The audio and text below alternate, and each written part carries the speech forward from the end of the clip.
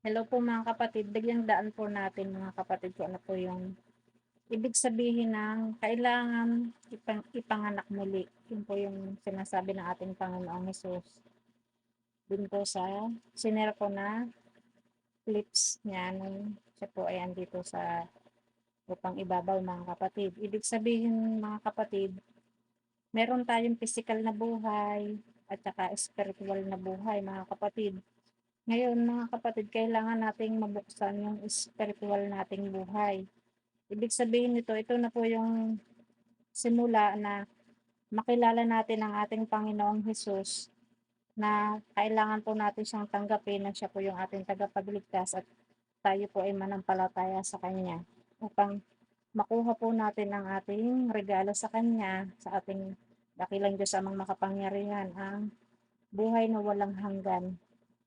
Ito po mga kapatid, ang spiritual na buhay, ito po yung kailangan po nating unti-untiin, simulan sa ating sarili na ipanganak tayo muli.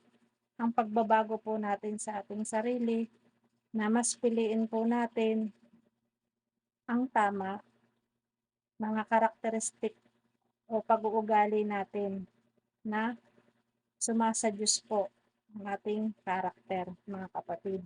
Kung dati po nung tayo hindi pa natin naunawaan tungkol sa spiritual life, ito po yung ito po kapatid yung 'pag sinabuhay po natin spiritual na pamumuhay, ito na po yung pagsunod natin ng tama sa ating Panginoong Hesus. Lagi po siyang nakasentro sa atin, lagi po natin siyang maiisip sa lahat po ng gagawin natin, sasabihin, o ano man po mga kapatid, kasi siya na po yung naghahari sa ating sarili.